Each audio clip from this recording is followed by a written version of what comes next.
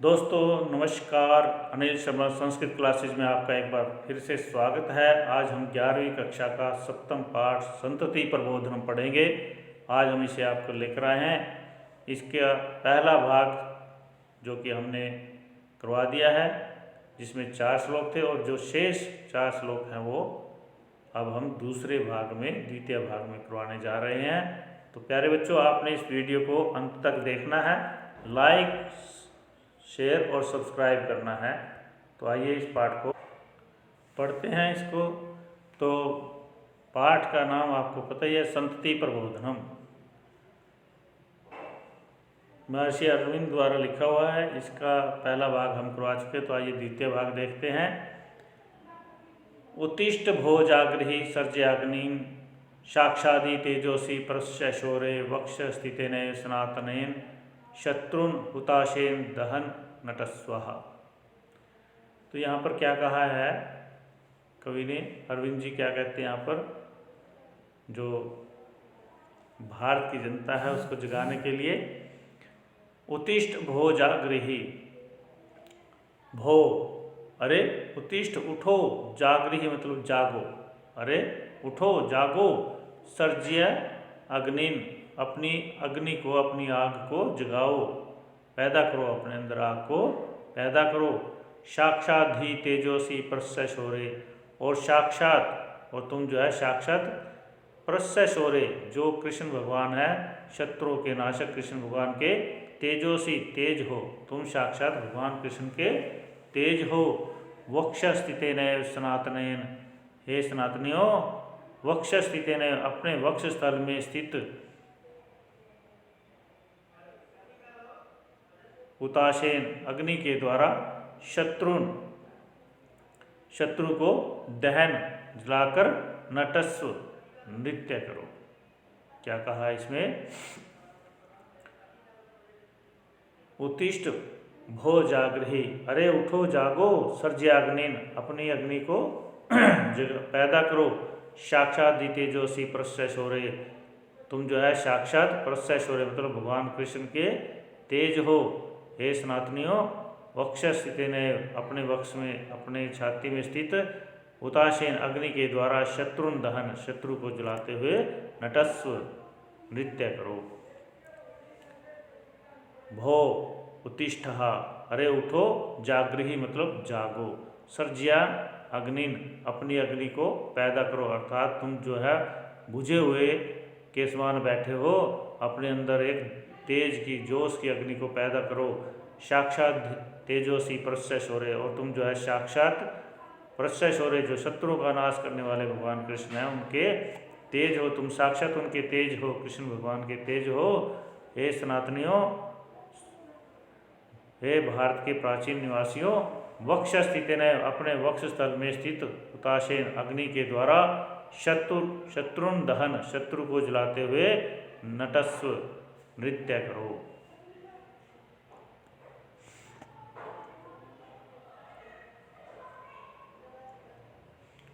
अस्त्येव लोहम निशितश्च खड्गः क्रूराक्षतघ्नी नदती मत्ता कथम निरस्त्रोऽसि मृतोऽसि शेषे रक्ष स्वजाति परहा भव आर्यः। अस्ति एव लोहम निशितश्च खड्गा, लोहे की पैनी, खड्ग मतलब तलवार, अस्थि मतलब है, लोहे की पैनी तलवार ही है, क्रूरा शतघ्नी और भयंकर सैकड़ों लोगों को मारने वाली, नदती ही गर्जना करती हुई, मदमस्त होकर गर्जना करती हुई तो भी है। कथम निरस्तरोसी कैसी निरस्तर हो, मृतोसी शेषे मरे हुए के समान पड़े हो तुम, रक्ष स्वजाति अपनी जाति की रक्षा करो, परहा भवार्य दुश्मन को, शत्रु को नाश करने वाले हो, हे आर्य। आर्य मतलब आर्य जो है आप लोग शत्रु का नाश करने वाले हो। तो क्या कहा यहाँ पर, लोहम लोहे की बनी हुई, निशितश्च खड्गा, निशितश्च मतलब पैनी तीखी, खड्ग मतलब तलवार, लोहे की तीखी तलवार, अस्ति अस्ति मतलब है, लोहे की तीखी तलवार है, क्रूरा भयंकर, शतघ्नी सैकड़ों को मारने वाली, तोप जो है नदती है मत्ता, मदमस्त होकर गरजने वाली तोप भी है। क्या कहा है यहाँ पर, एक बार फिर देख लीजिए। लोहम निशितश्च खड्गा, लोहम लोहे की बनी हुई, निशितश्च जो पैनी तलवार है, खड्ग मतलब तलवार, लोहे की पैनी तलवार, अस्ति मतलब है, और नदती है मत्ता, मदमस्त होकर, नदती ही गर्जने वाली, क्रूरा मतलब भयंकर, शतघनी सैकड़ों को मारने वाली तो भी है। कथम निरस्तर असी, कैसे तुम निरस्तर हो, अर्थात तुम निरस्तर कैसे, तुम्हारे पास अस्त्र तो हैं, मृतोसी शेषे मरे हुए के समान क्यों पड़े हो, मृतोसी शेषे कैसे मरे हुए के समान हो तुम। रक्ष स्वजाति, अपनी जाति की रक्षा करो। परहा भव आर्य, हे आर्य दुश्मनों को परहा भव मारने वाले हो। परहा भव मतलब दुश्मन शत्रु को मारने वाले बनो, शत्रु को मारने वाले हो वो। क्या कहा है एक बार फिर देख लीजिए। लोहम निशितश्च खड्गा, लोहे की तीखी पैनी तलवार, अस्ति मतलब तुम्हारे पास है, और मत्ता मदमस्त होकर, नदती ही ये जो गर्जने वाली है, मदमस्त होकर गर्जने वाली, क्रूरा भयंकर शतघनी सैकड़ों को मारने वाली तोप है। कथम निरस्तर असी, कैसे तुम निरस्तर हो, अर्थात तुम निरस्तर नहीं हो। मृतो असी शेषे, और कैसे तुम मरे हो के समान पड़े हो। रक्ष स्वजाति, अपनी जाति की रक्षा करो। पराभव आर्य, हे आर्य शत्रु को मारने वाले हो। अब देखिए यहाँ पर कवि जो है सभी जितने भी राज्य हैं सभी को आह्वान करता है। भो भो अवंत्यो मगधाश्च वंगा अंगा कलिंगा कुरु सिंधवश्च भो दक्षिणात्या शृणुत आंध्रचोलः शृण्वन्तु ये पंचनदेषु शूरः।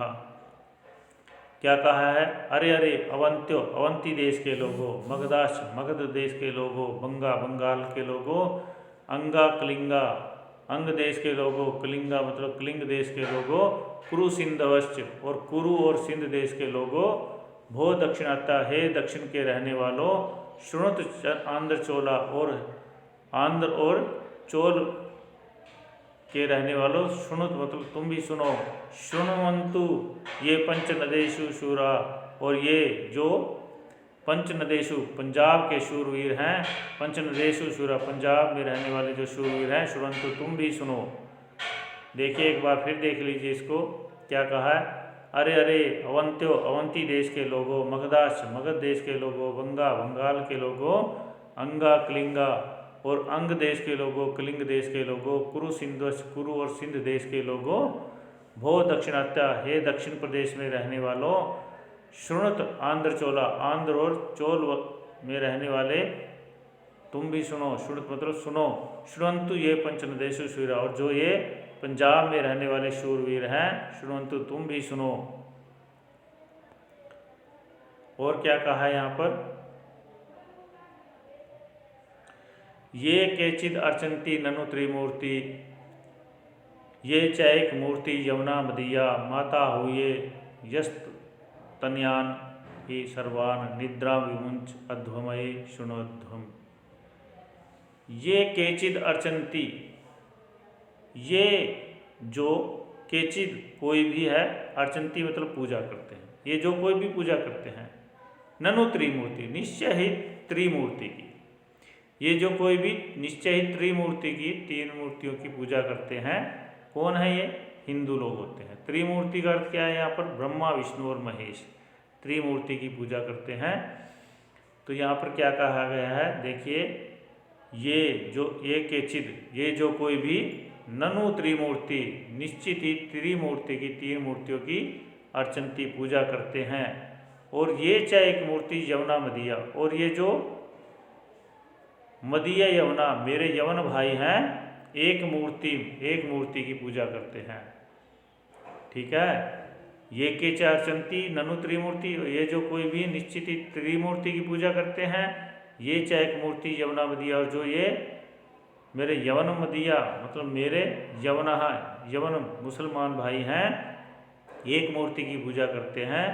माता होइए स्तनयानी, तन्यान का मतलब होता है संतान, तो माता हुई, माता आवाहन करती है वस्तन्यान ही सर्वान, अपनी सभी संतानों का। तो माता जो है अपनी सभी संतानों का आवाहन करती है। निद्रा विमुंच अध्वम शुणुध्वम, निद्रा विमुंचध्वम, निद्रा को छोड़ दो, अये शुणुध्वम, अरे इस बात को सुनो। तो यहाँ पर क्या कहा गया है कि जो कोई भी त्रिमूर्ति, तीन मूर्तियों की निश्चय ही, तीन मूर्तियों की पूजा करता है, ये केचित जो कोई भी है, ननु त्रिमूर्ति, निश्चय ही तीन मूर्तियों की पूजा करता है, ये चाहे एक मूर्तिम यवना मदिया, और ये जो कोई है मेरे यवन भाई एक मूर्ति की पूजा करते हैं, तो सर्वान तनयान, अपनी सभी संतानों का माता हुई, माता जो है आवाहन कर रही है। निद्रा विमुंचध्वम, निद्रा को त्याग दो, अये शुणुध्वम, अरे मेरी बात को सुनो, और तुम जो है युद्ध के लिए खड़े हो जाओ, अपनी स्वतंत्रता को समाप्त करो और धरती को अपनी स्वतंत्र करवाओ, और तुम भी स्वतंत्रता की स्वच्छ वायु में सांस लेने वाले हो, स्वतंत्र हो, अपनी भारत माता को भी स्वतंत्र करवाओ। तो ये था प्यारे बच्चों तुम्हारा पाठ, सप्तम पाठ संतति प्रबोधनम। मुझे आशा है ये आप लोगों को समझ में आया होगा, अच्छा लगा होगा। तो लाइक, शेयर और सब्सक्राइब करना ना भूलिएगा। धन्यवाद।